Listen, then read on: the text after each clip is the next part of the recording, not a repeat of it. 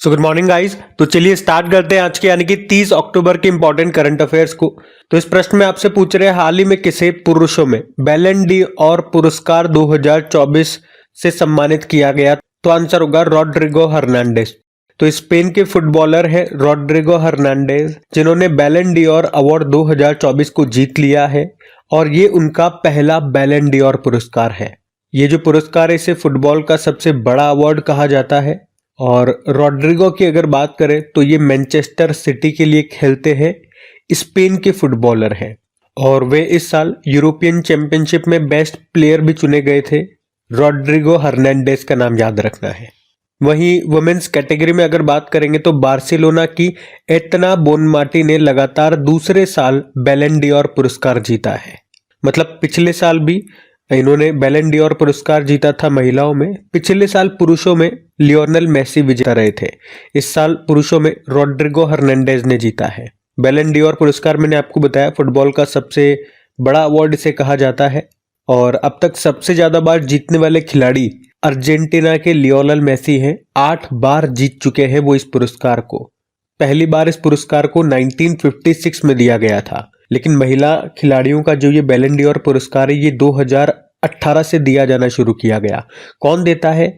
एक फ्रांसीसी पत्रिका है फ्रांस फुटबॉल, उसके द्वारा ये दिया जाता है। तो सिंपल सा पूरे प्रश्न को अगर हम बात करें तो 2 लाइन में आपको 2 नाम याद रखने हैं। रॉड्रिगो हर्नांडेज का नाम, ये स्पेन के फुटबॉलर हैं, इनको पुरुषों का बैलन डी और पुरस्कार मिला 2024 के लिए हम बात कर रहे हैं।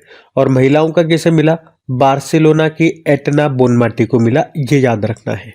अच्छा, बहुत टाइम हो गया फुटबॉल से कोई अच्छा प्रश्न देखे हुए, तो ये अच्छा प्रश्न था। तो इसी के साथ अभी 2024 में फुटबॉल से और क्या क्या प्रश्न बन सकते हैं वो सारे मैं आपको रिवाइज करवाऊंगा।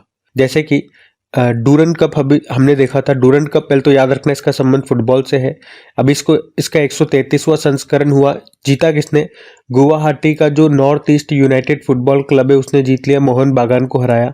और अंडर 17 वुमेन्स वर्ल्ड कप 2024 ये डोमिनिकन रिपब्लिक में होंगे। और ये हमने क्यों पढ़ा था? क्योंकि अभी इसके लिए सहायक रेफरी के रूप में मेघालय की रेओह लंगधर को चुना गया था। और 48वां कोपा अमेरिका का आयोजन हुआ था और इसको जीता अर्जेंटीना ने कोलंबिया को हरा करके। यूईएफए यूरोपीय फुटबॉल चैंपियनशिप, जिसे आप यूरो कप भी कहते हो, इसको स्पेन ने जीत लिया इंग्लैंड को हरा के। वर्ल्ड फुटबॉल डे ये 25 मई को मनाया गया। यूईएफए चैंपियंस लीग, इसको रियल मैड्रिड ने जीत लिया, स्पेनिश फुटबॉल क्लब है। एएफसी वुमेन्स एशिया कप जो 2029 वाले हैं वो उज्बेकिस्तान में हुए थे। पहला सेंट्रल एशियन कंट्री होगा जो इसे होस्ट करेगा। और 2026 वाले ऑस्ट्रेलिया में होंगे। फीफा वुमेन्स वर्ल्ड कप 2027 ये ब्राजील में होंगे। ये प्रश्न देखो एग्जाम में आया भी था। इंडियन सुपर लीग 2023-24 का जो संस्करण हुआ उसको मुंबई सिटी फुटबॉल क्लब ने जीता मोहन बागान को हरा करके। संतोष ट्रॉफी 2023-24 को सर्विसेज ने जीता गोवा को हरा करके। और south Asian Football federation under 19 football championship 2024, इसमें भारत और बांग्लादेश को विजेता घोषित किया गया।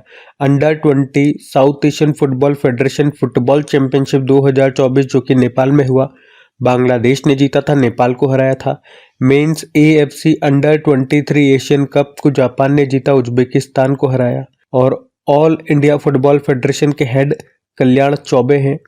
और अभी चौथा इंटर कॉन्टिनेंटल कप पुरुष फुटबॉल प्रतियोगिता को जीता सीरिया ने। और इंडियन मेंस फुटबॉल टीम के कोच कौन है? मनोलो मार्केज हैं, ये स्पेन से हैं। उसके अलावा South Asian Football Federation men's under 17 championship 2024 जो भूटान में हुई थी उसको भारत ने जीता, बांग्लादेश को हराया। और 50 अंतरराष्ट्रीय गोल करने वाली अभी पहली भारतीय महिला फुटबॉलर बनी थी, कौन? बाला देवी। उसके अलावा अभी फीफा मेंस वर्ल्ड कप 2022 वाला जो 22वां संस्करण था वो कतर में हुआ था। उसका शुभंकर मैस्कोट लाइव था, अर्जेंटीना ने जीता फ्रांस को हरा के।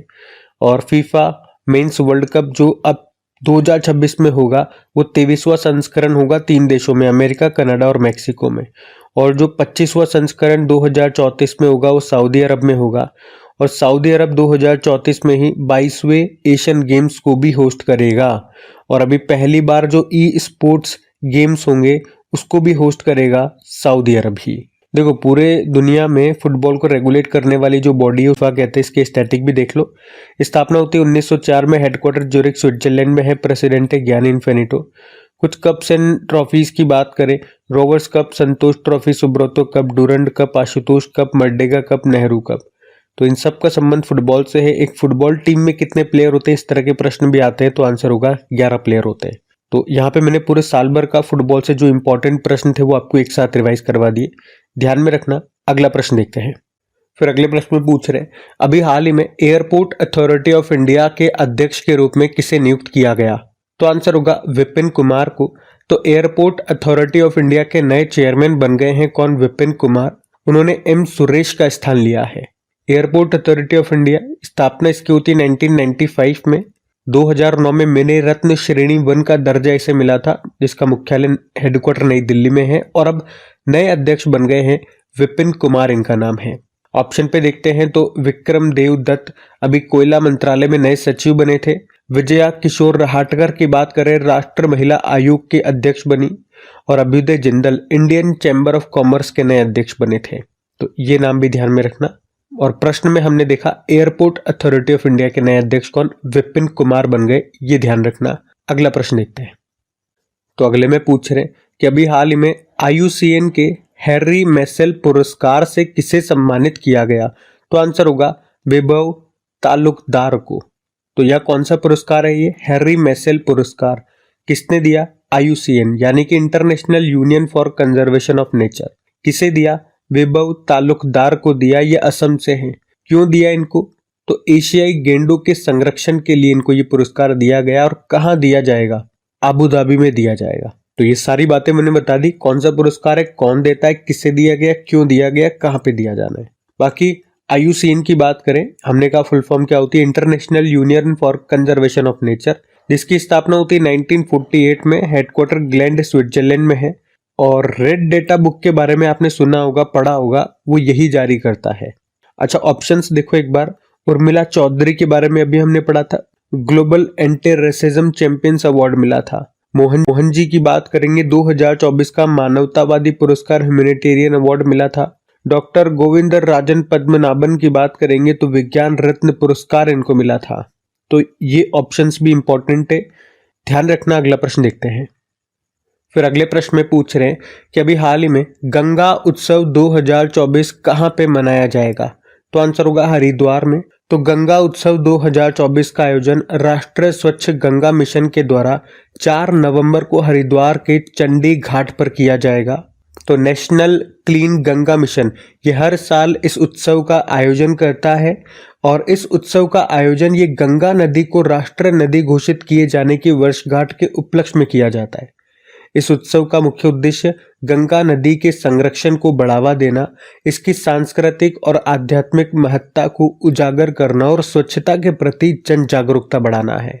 और इस उत्सव का इस बार ये 8वां संस्करण है और ये पहली बार है जब इसे नदी किनारे मनाया जाएगा। तो गंगा उत्सव की यहाँ पे हमने बात की, कहाँ पे होगा? हरिद्वार में। अच्छा चलो इसी तरह से कुछ और उत्सव महोत्सव में आपको रिवाइज करवाऊं। तो पहले अंतरराष्ट्रीय सौर महोत्सव का आयोजन ये कहाँ पे हुआ? नई दिल्ली में आयोजन किया इंटरनेशनल सोलर अलायंस ने। उत्तर पूर्वी राज्यों पर केंद्रित पहला भारतीय कला महोत्सव, इसका आयोजन सिकंदराबाद तेलंगाना में हुआ। उद्घाटन किया था हमारे प्रेसिडेंट द्रौपदी मुर्मू ने। 50वां उस्ताद अलाउद्दीन खान महोत्सव 2024 जो कि एक संगीत समारोह है, इसका आयोजन मध्य प्रदेश में हुआ था, मध्य प्रदेश के मैहर में। जल जागर महोत्सव का आयोजन छत्तीसगढ़ में हुआ। कर्मा पूजा फेस्टिवल का आयोजन ये झारखंड में हुआ। अलाई बलाई महोत्सव तेलंगाना में और लामलाई महोत्सव मणिपुर में। कटी बिहू महोत्सव असम। फ्लाइंग फेस्टिवल का आयोजन हुआ था हिमाचल प्रदेश में। और मेरा हो चोंगबा उत्सव ये मनाया गया था अभी मणिपुर में। तो ये बिल्कुल लेटेस्ट अभी जो फेस्टिवल्स हमने मनाए थे वो सारे मैंने आपको रिवाइज करवा दिए, ध्यान में रखना। अगला प्रश्न देखते हैं। फिर आपसे पूछ रहे हैं कि 17वां भारत शहरी गतिशीलता सम्मेलन और प्रदर्शनी 2024 कहाँ पे आयोजित किया गया? तो आंसर होगा 17वां urban mobility India conference and exhibition 2024। Hindi में बोलेंगे तो 17वां भारत शहरी गतिशीलता सम्मेलन और प्रदर्शनी 2024। इस बार 17वां संस्करण था। 27 अक्टूबर 2024 को ये हुआ। कहाँ पे हुआ? महात्मा मंदिर गांधीनगर गुजरात में। इसका शुभारंभ किया था गुजरात के मुख्यमंत्री भूपेंद्र पटेल ने और समापन किया ministry of housing and urban affairs के जो मिनिस्टर है मनोहर लाल खट्टर ने। थीम भी है शहरी परिवहन समाधानों का मानकीकरण और अनुकूलन। और आयोजन किसने किया? केंद्रीय आवास और शहरी कार्य मंत्रालय ने। पहली बार इसका आयोजन 2008 में हुआ था और अगले साल का भी बता दिया गया कि 2025 में जो इसका 18वां जो सम्मेलन होगा वो कहाँ पे होगा? हरियाणा के गुरुग्राम में होगा। और इसमें ना अलग अलग कैटेगरी में पुरस्कार दिए गए, जैसे कि आप देखोगे तो most sustainable transport system city category में जो अवार्ड मिला है केरल के कोच्चि शहर को मिला है। इसके अलावा बाकी और भी पूरी लिस्ट मैंने यहाँ पे लगा दी है, इंग्लिश में भी लगा दी है, हिंदी में भी लगा दी है, तो आप वीडियो को आराम से पॉज करके रीड कर सकते हैं या पीडीएफ में भी मैं ये लिस्ट आपको प्रोवाइड करा दूंगा, तो वहां से भी आप इसको रीड कर सकते हैं। तो ध्यान रखिएगा कहाँ पे ये आयोजन हुआ इस सम्मेलन का और इसमें कौन कौन से किसे पुरस्कार दिए गए, सब कुछ हमने देख लिया। तो अभी अगला प्रश्न देखते हैं। तो अगले में पूछ रहे हैं अभी हाल ही में स्वावलंबन 2024 सम्मेलन का आयोजन कहाँ पे किया गया? तो आंसर होगा नई दिल्ली में। अभी 28 अक्टूबर 2024 को हमारे जो नौसेना प्रमुख नेवल चीफ है दिनेश कुमार त्रिपाठी, अभी उन्होंने ही स्वावलंबन 2024 कार्यक्रम का उद्घाटन किया है।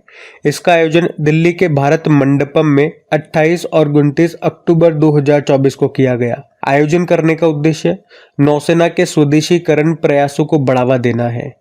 तो इसमें भारत की स्पेसिफिक टेक्नोलॉजी से बने स्वदेशी उपकरणों डिवाइसेस को प्रदर्शित किया गया और भारतीय नौसेना आने वाले दिनों में इनका इस्तेमाल कर सकती है। ये कार्यक्रम पिछले 2 साल से होता आ रहा है और इस बार का हुआ कहाँ पे? नई दिल्ली में। अच्छा, वैसे हमारे नेवल चीफ कौन है? आपने कहा दिनेश कुमार त्रिपाठी हैं। Air chief marshal Amarpreet Singh है और आर्मी चीफ उपेंद्र द्विवेदी है। इसी साल ये तीनों हमारी सेनाओं के नए प्रमुख बने हैं, तो इनके नाम जरूर याद रखना। और इनसे संबंधित दिवस भी अगर देख लोगे, नौसेना दिवस ये 4 दिसंबर को होता है, एयरफोर्स डे 8 अक्टूबर और आर्मी डे 15 जनवरी। तो ये भी ध्यान में रखना। अगला प्रश्न देखते हैं। अच्छा चलो एक काम ही करते हैं ना, यहाँ पे 2024 के कुछ इंपॉर्टेंट सम्मेलन में आपको और रिवाइज करवा देता हूँ। जैसे कि अभी पहला संयुक्त कमांडर सम्मेलन हुआ लखनऊ में, दूसरा अंतर्राष्ट्रीय बौद्ध मीडिया सम्मेलन 2024 नई दिल्ली में हुआ, दूसरा ग्लोबल फूड रेगुलेटर समिट नई दिल्ली में हुआ जिसका उद्घाटन किया था हमारे हेल्थ मिनिस्टर जेपी नड्डा ने, ऑर्गेनाइज किया फसाई ने। वर्ल्ड ग्रीन इकोनॉमिक फोरम 2024 इसका आयोजन हुआ था में। और तीसरा वर्ल्ड फूड इंडिया 2024 समिट, ये भारत का सबसे बड़ा फूड समिट है, नई दिल्ली में हुआ। भागीदार देश जापान है और फोकस कंट्री वियतनाम और ईरान है। चौथा अखिल भारतीय राजभाषा सम्मेलन हुआ नई दिल्ली में। पहले अरोहा 2024 अंतर्राष्ट्रीय सम्मेलन का आयोजन नई दिल्ली में हुआ जिसका उद्देश्य है आयुर्वेद को बढ़ावा देना। इंडिया मोबाइल कांग्रेस 2024 का आयोजन नई दिल्ली में हुआ। ये एशिया का सबसे बड़ा डिजिटल टेक्नोलॉजी इवेंट है। औषधि विनियामक प्राधिकरणों को अंतर्राष्ट्रीय सम्मेलन international conference of drug regulatory authorities, इसका आयोजन इंडिया में हुआ था। पहली बार भारत ने इसको होस्ट किया, नई दिल्ली में हुआ। 75वां अंतर्राष्ट्रीय अंतरिक्ष यात्री कांग्रेस का आयोजन इटली में। और 2025 में जो इंटर पार्लियामेंट्री यूनियन की 149 नंबर की बैठक है ताशकंद उज्बेकिस्तान में होगी। अभी 2024 वाली 149 थी जेनेवा स्विट्जरलैंड में। और अभी हमने देखा भी था इंटर पार्लियामेंट्री यूनियन का 181वां सदस्य बना था जमैका। 2025 में 18वां प्रवासी भारतीय दिवस का आयोजन ये भुवनेश्वर में होगा।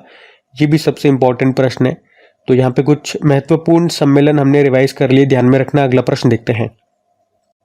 फिर अगर बात करें कि ग्लोबल फाइनेंस जो मैगजीन है उसके अनुसार 2024 के लिए भारत का बेस्ट बैंक कौन सा है, तो आंसर होगा स्टेट बैंक ऑफ इंडिया।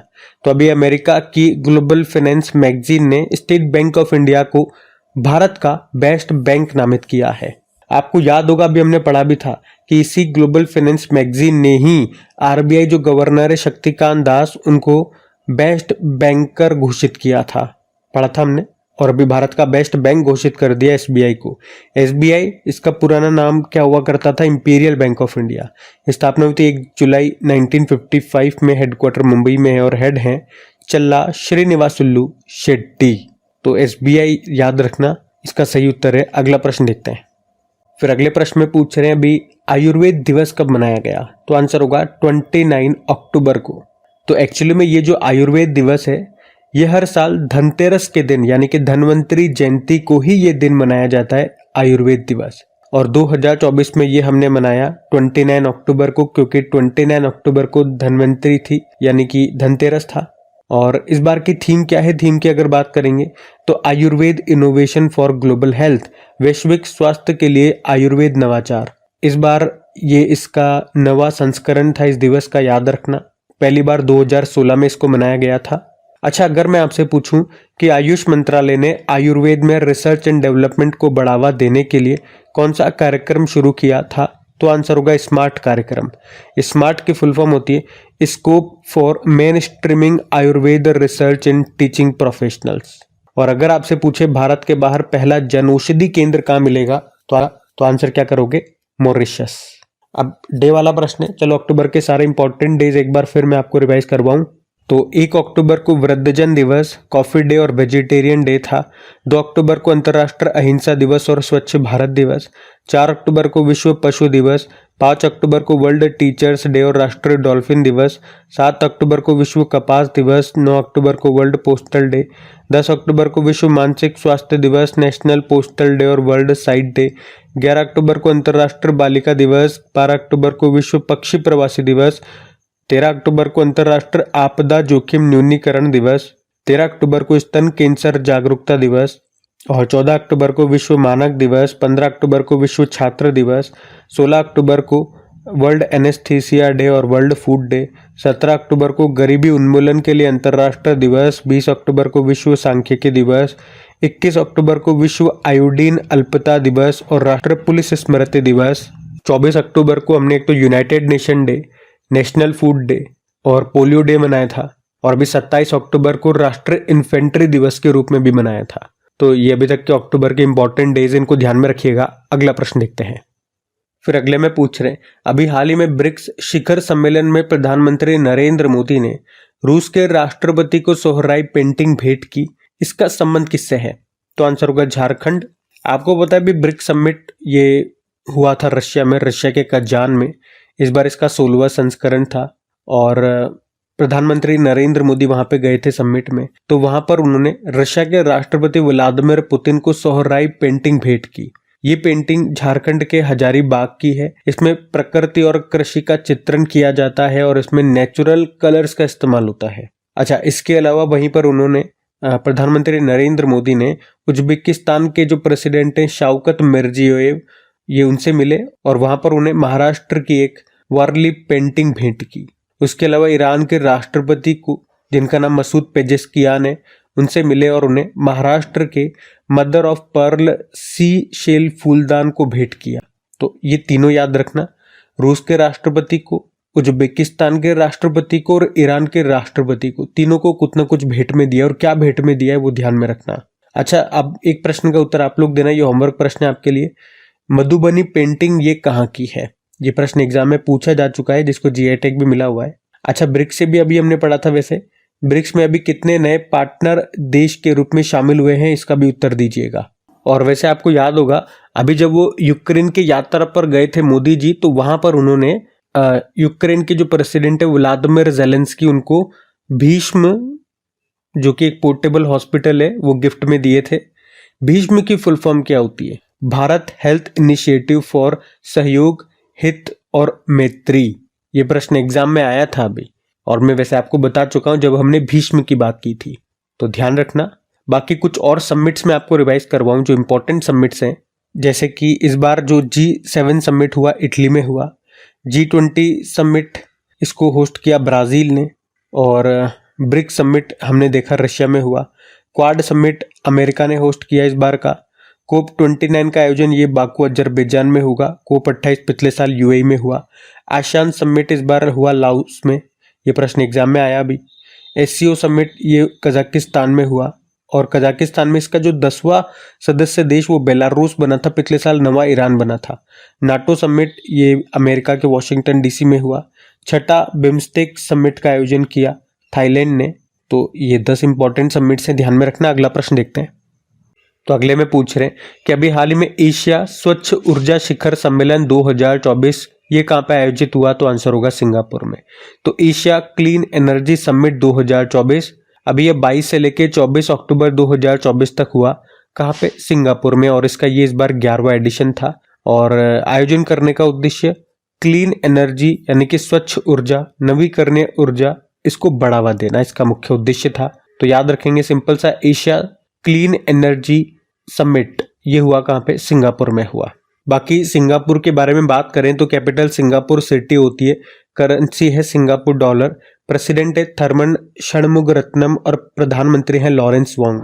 अभी हमने देखा भारत और सिंगापुर के बीच में सिम्बेक एक्सरसाइज हुआ कहाँ पे? विशाखापत्तनम में। और HDFC बैंक इसने अभी सिंगापुर में अपनी पहली ब्रांच भी खोली थी, तो ये भी ध्यान में रखना। तो गाइज ये थी आज की आपके करंट अफेयर्स की क्लास। अब हम कल दीपावली पे मिलेंगे, तब तक अपना ख्याल रखिएगा, खुश रहिए, मस्त रहिए, और सेशन अच्छा लगे तो लाइक और शेयर जरूर कीजिएगा। बाकी क्विज और PDF अपनी क्रिक एग्जाम एप्लीकेशन पे मिल जाएगी, जिसका लिंक नीचे डिस्क्रिप्शन बॉक्स में आपको मिलेगा। चलो अभी कल के करंट अफेयर्स का भी एक बार क्विक रिवीजन कर लेते हैं और फाइनली सेशन एंड करते हैं। तो पहला प्रश्न पूछा था, अंडर 23 वर्ल्ड रेसलिंग चैंपियनशिप 2024 में भारत ने टोटल कितने मेडल जीते? 9। फिर पूछा राष्ट्रीय इन्फेंट्री दिवस मनाया 27 अक्टूबर को।